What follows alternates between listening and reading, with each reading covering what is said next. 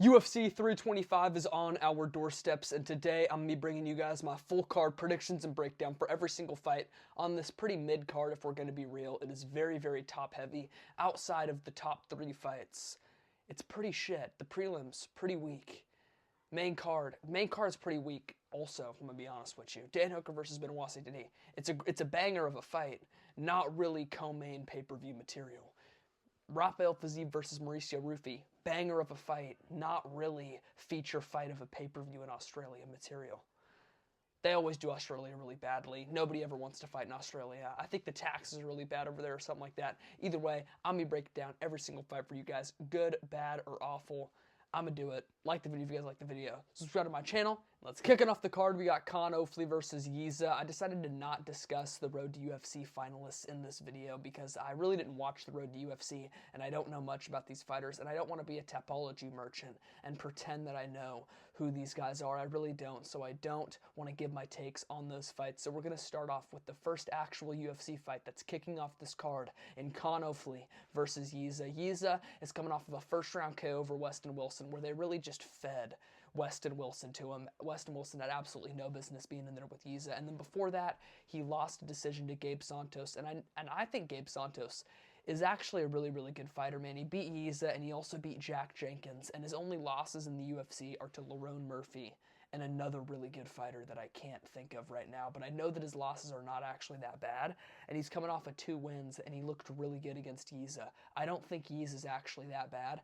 I know that he lost to Gabe Santos, but I think he's good. I don't think Khan Ofley's good. Khan Ofley doesn't really show to have anything super dynamic about his game, and I don't think he's going to have anything for Yiza that's going to make him concerned or about anything, you know? Gabe Santos has got the grappling, he's got good takedowns, he has a good back take, and he could use those things on Yiza to maybe beat him by decision and nullify the striking, but I don't see Khan Ofley doing that, so I'm going to take Yiza here by a first or second round TKO. Moving up the card, we got Jonathan McKellar versus Oban Elliott, and dude, if you know ball, man, this fight is an absolute banger, dude. Jonathan McKellar looks so good against Kevin Jusset. I swear he's a really good fighter. I don't know why he's not being active at all. I don't know why he hasn't fought since last February in Australia. I don't know why they're reserving this guy for a Sydney, Australia pay-per-view early prelim spot once a year. But they're doing it, and I swear that he's good, okay? I swear he's going to beat Oban Elliott. Oban Elliott's coming off of a loss to Young Hung KO, where he looked very, very bad against KO, and he did not... Yeah, I mean, he just got wrestled. He just got wrestled around for 3 rounds, and he kind of just got smushed into the canvas. But he just had no ability to get to his feet. KO looked way better on the feet. He looked way faster on the feet.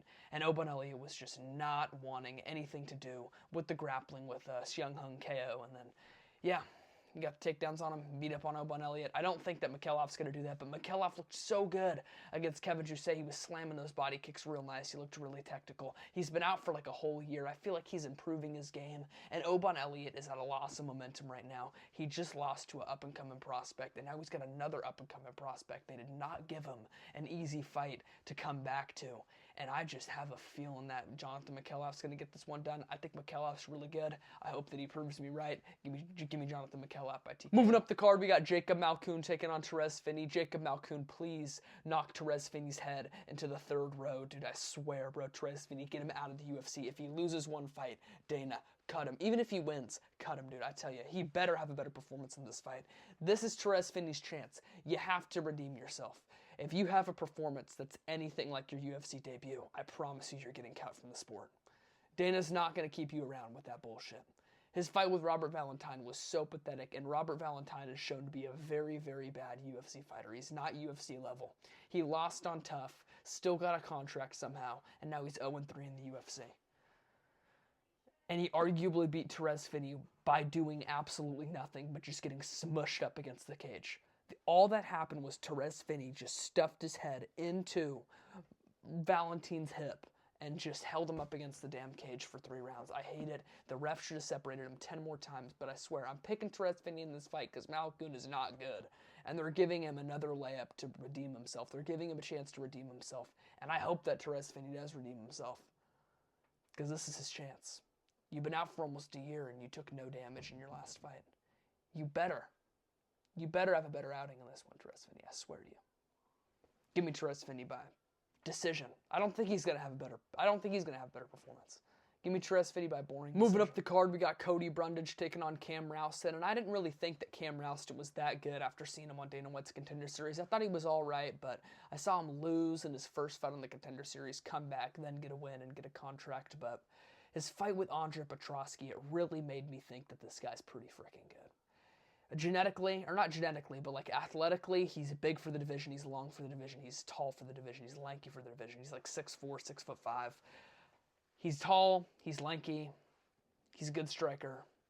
He knocked out Andre Petroski in the first round. So watching him fight Andre Petroski, I did not think he was going to handle him the way he did. I did not think he would stuff the takedowns the way he did. I was really impressed with what Cam Rowston was doing, man. I was really impressed with what Cam Rowston was doing. He did get finished by Therese Finney on the Contender Series, which I don't know how you can do that, man. After seeing Therese Finney in the UFC, you should not be getting finished by him on the Contender Series, but that's fine. I don't think it's that bad of a look if we're being real. I wasn't really being too serious. It's not that bad of a look. I think Cam Rowston is going to beat Cody Brundage. Cody Brundage is coming off of a loss to Eric McConaughey, which he arguably didn't lose, but still, it was an Apex early prelim. I didn't even care who won or lost that fight, if I'm going to be real. But I actually did meet Eric McConaughey, so maybe I do care who won or lost that fight. But what was I saying? I'm taking Cam Rowston. I think Brundage sucks, and he's going to lose. That's what I think is going to happen, so give me Cam Rowston by decision. Moving up the card, we got Junior Tafa taking on Billy Elikana. They are really trying to get Junior Tafa a win in the UFC again. He just got Tuco Tokos and got finished by him. Got finished by Tuco Tokos, all right? And then after that, Tuco, man, that's the easiest fight they could have given you. It's the most layup of a fight they could have given you at light heavyweight, and you lost, all right?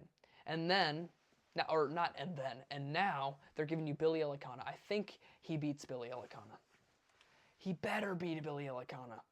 You know, like he just better beat Billy Elikana. I used to think Billy Elikana was decent because he looked all right on short notice against Bogdan Guskov, but he filled in on super short notice. He caught Guskov off guard, took his back for a second, and then got beat up and absolutely smoked and destroyed.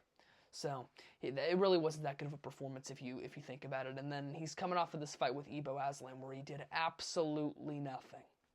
He did absolutely nothing and won the fight. It was a terrible fight. It was just a terrible fight, dude. It was just an absolutely terrible fight.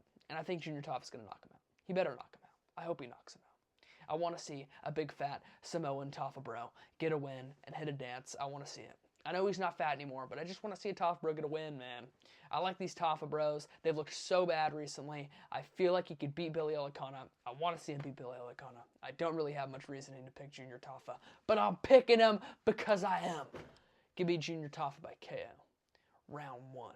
Hey, man, first extreme, man. I'm knocking him out. Moving up the card, or rounding out the prelims, we got the feature fight in Quillian Salkiel taking on Jamie Malarkey. Jamie Malarkey is filling in on short notice for Nasrat Haqparast, and I'm pretty sure the UFC just tried to pick up and find anybody that they possibly could who could come out there to Australia and make weight on short notice, and they settled on Jamie Malarkey, and I think this is an absolute layup for Quillian Salkiel. Jamie Malarkey should go out there and get knocked out in the first round. But I'm going to be honest, Quillian Salkiel did not look very good before he found that head kick KO against Nasrat Haqparast. He was failing these ridiculous takedown attempts that he shot from so far out of range.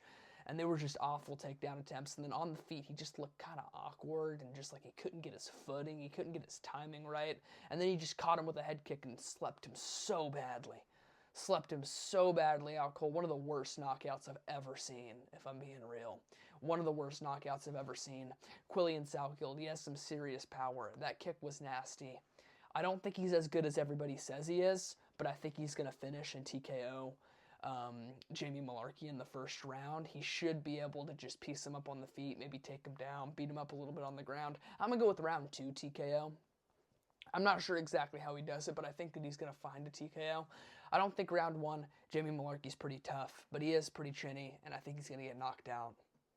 Give me Quillian Salkiel, second round TKO. So since Jimmy Crute versus Dustin Jacoby got canceled, I don't think the UFC is even going to try to fill in another main card fight, so they're just going to put Quillian Salkiel on the main card. This fight card is so bad for a pay-per-view. Seriously. If this was $85 on ESPN Plus, I would be absolutely rioting. But Yeah, Quillian Salkild's on the pay-per-view now. So moving up the pay-per-view, we got Tai Tuivasa taking on Tailson Teixeira. Tai Tuivasa versus Tailson Teixeira. They're fighting on the main card. This one is for sure on the main card. I know that one for a fact, and I really, really hope that Tai Tuivasa goes in there and just, hey, I'm an Australian banger. I'm a banger, and I bang till I die. I bang till I die. And I'm going to go in there and knock him out. I tell you, man, Tai Tuivasa, he's sleeping Tailson Teixeira. I promise you. I have no reason to pick this. All right? Tai Tuivasa, he's on like a 5 or 6 fight losing streak right now. He hasn't fought in 2 years. He looked about 375 pounds last time I saw him, and he's only about 6'2". He hasn't won in like so many years. I was trying to count on my fingers how many years, but I don't even know how many years. But he's knocking him out, baby! Woo! I think he's sleeping Tailson Teixeira. I don't know what to tell you guys, man. I don't know what to tell you guys. It's just going to happen. It's just written in the stars. It's written in the script. I know Derek Lewis said that and then quit. Literally just quit. Got dropped by Casper the Ghost and then just let Waldo Cortez Acosta TKO him with some ground and pound. All right, but that's aside from the point. I'm coping about the pick I got wrong, but I do think that Tai Tuivasa is going to find the KO on Tailson Teixeira. He keeps his chin so high in the air because he is like 6'7" or 6'8", and Tai Tuivasa is going to be reaching up real high, trying to nick that chin, and I think that he's going to do it, man. I really think that Tai Tuivasa is going to hit that chin. I just feel like Tailson Teixeira, he's just a perfect prototype for damn Tai Tuivasa to go in there and knock him out. So give me Tai Tuivasa here by a first-round KO. Moving on to the feature fight of this pay-per-view card, or not actually a pay-per-view card. It's like a numbered event, but these are actually the fights that really make this numbered event worth watching. We got Mauricio Rufy taking on Rafael Fiziev. I'm so excited for this fight, and I don't know what it is, but seeing Rufy, man, training with Volk, looking so sharp on the pads. I want to pick Rufy. I don't know why. I want to pick Rufy by decision. I want to pick Rufy by KO. I feel like he's going to do something. I feel like he's going to do something sneaky, man. He's been training with Volk. He's had his whole training camp over there in Australia. And Volk's been talking good about him. I see Rufy, man. I see him on Engage's Instagram looking so sharp. I want to pick him. And I think I'm gonna. I think I'm going to pick Rufy by KO, man. Rafael Fiziev. He's good. He's very good. And I think he's going to shoot takedowns on Mauricio Rufy as well, which could be something that switches the fight in Fiziev's favor. But Fiziev is not an amazing wrestler, and he's really only been able to take down Justin Gaethje. And maybe Rufy stuffs the takedowns, man. I just have a vision. I have a vision. Rufy's taking him out, man. I think Rufy's knocking him out. I really, really do. I picked him to knock out Benoit too. I can't believe. I remember after the Rufy and Benoit fight, I said I will never pick Rufy again. And he got Rafael Fiziev in his next fight. I'm picking him, and I'm gonna do it. I'm picking Rufy. Wow. I'm picking Rufy. Give me Mauricio Rufy by second round KO. I'm done talking about this. We're on to the co-main event. I'm done talking about this. On to the co-main event. We got Dan Hooker, baby, versus Benoit Saint-Denis. Dan Hooker making his long-awaited return. I get that he lost to Arman Tsarukyan, but that don't mean he ain't shit. Come on now. I see everybody writing off Dan Hooker. Everyone's forgetting about how Dan Hooker just beat, or not just, but like right before his fight with Arman Tsarukyan, he did just beat Mateusz Gamrot, and I would argue Mateusz Gamrot is a better version of Benoit Saint-Denis. I think he beats Benoit Saint-Denis. Benoit is so slow on the feet, so that's going to make for a good scrap, because Dan Hooker is just as slower, if not even slower. But it's finally going to be a guy that can, like, be also as slow as Dan Hooker on the feet, all right? Dan Hooker, I mean, way better chin than Benoit, way better cardio than Benoit. Benoit gasses. He gasses. Benoit loves to gas, man. And he's tough, but he is a little, he's not chinny, but he has the ability to get chinned. And I don't think that Dan Hooker's going to chin him, but I think he's going to hurt him a few times in this fight. And I think Benoit's going to tire out as the fight goes on, and we're going to see Dan Hooker pour it on in the later rounds. Round 1, round 2, I think Benoit might get a couple takedowns. He might beat up Dan Hooker a little bit on the ground. But in the later rounds, man, It's a 5-round co-main event. Once these championship rounds hit, I think Benoit's going to be breathing heavy, and Dan Hooker's going to be walking him down, all right? I am a little bit scared that Dan Hooker might get cut open on the ground a little bit too easily, okay? Because he does get cut open very easily. He's got a lot of scar tissue on him, Dan Hooker, he does. He has a lot of scar tissue on him, Dan Hooker does. But I don't think the cuts that might open up on the ground are going to affect Dan Hooker as much as you might think. I think Dan Hooker's going to tough through a early couple rounds, maybe on the ground with Benoit Saint Denis, and beat him up on the feet, man. I could see Dan Hooker beating up Benoit Saint Denis on the feet. I'm trying to speak this into existence. I'm manifesting this. I manifested this. Botched. I'm knocking out Pfeiffer. It's a bad Izzy impression. I've been working on my Izzy impression, though. All right? I've been working on it. He's got a weird one. I don't know. I'm stopping I'm freezing up right now on my words. I don't even know what to say anymore about this fight. I've lost my train of thought. I'm picking Dan Hooker by decision. That's what I'm doing. I'm taking Dan Hooker by decision. Let's move on to the main event here. Give me Dan Hooker 48-47, maybe 49-46 decision. I think he has a rough early couple rounds, but he's going to start pouring it on later in the fight. Let's go, baby. Dan Hook. Dan Hook, baby. Whoa! And now we're on to the main event. Volk versus Lopez, the rematch. I am so scared for this fight, Volk. Please don't get chinned. Just lock in. Beat him again. You already done it once. You schooled him in the first fight. Please, Volk, don't get knocked out. Something's telling me he's going to get knocked out. I feel like he's getting knocked out, but I'm not picking it. I'm absolutely not picking it.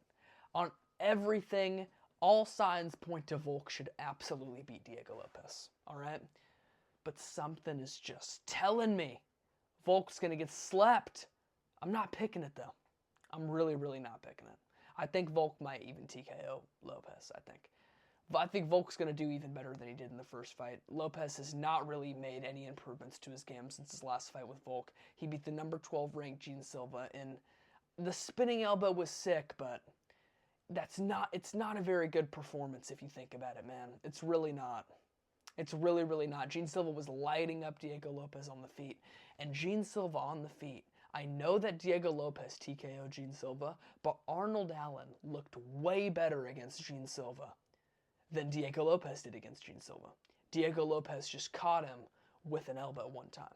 If Arnold Allen fought the exact same fight, but caught Gene Silva with a spinning elbow at the end of round 2 and slept him out cold, it's a way better performance than Diego Lopez's performance. Diego Lopez was getting absolutely smacked around by Gene Silva before finding that elbow, which, man, I really feel like we were on our way to a one-sided beatdown from Gene Silva before that spinning elbow. But, you know, whatever. I'm coping. I got my picks wrong. But I think Volk wins this fight here. Volk looked very, very good against Diego Lopez in their first fight. His chin looked very good as well. There was this idea of Volk like having no chin and his chin's just completely gone. He was eating some absolute bombs off of Diego Lopez. And I don't think Volk's going to be rocked around anytime he gets touched. I think he's going to be able to like sit in the pocket and scrap it out a little bit with Diego Lopez. He did in the first fight a little bit. People are underrating Volk's chin. I think Volk's going to eat some big shots and beat Diego Lopez by decision. And then I think he's going to move on, defend against Movzar Murphy, you know, defend against somebody else. I think Volk's going to be a pretty active champ in 2025, and I think he's going to kick it off by TKO and Diego Lopez. I'm so excited for this fight. I'm taking Volk. If you guys like the video, subscribe to my channel, comment something down below, boost the algorithm, make me go famous. And who's with me?